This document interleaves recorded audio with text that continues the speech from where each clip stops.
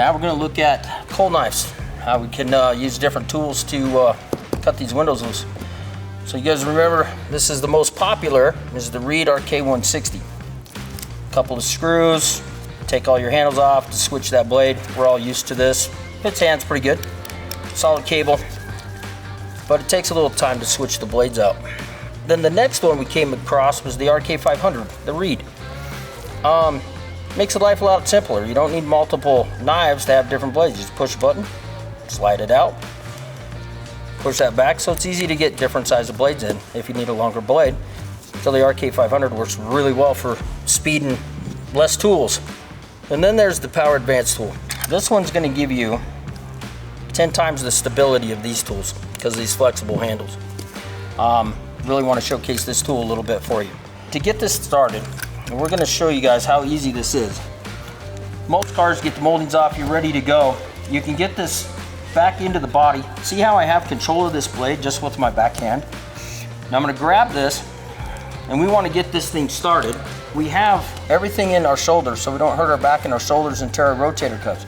We're going to get in a good strong position. This allows us to do that.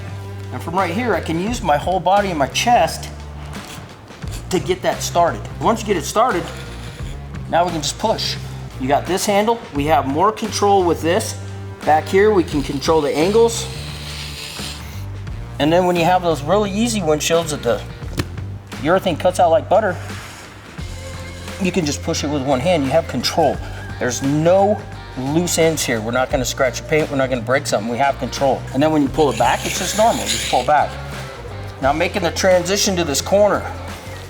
We'll just switch our hands, come around like this, and then we can just kind of get that around that corner. And look, I have two hands to control this blade, not just one like with the cable handles. And then look at where my hands are. We're in between my shoulders. That's where we don't get hurt. Now I can take this and I can pull and push at the same time. Turn this around like this, and I can push here.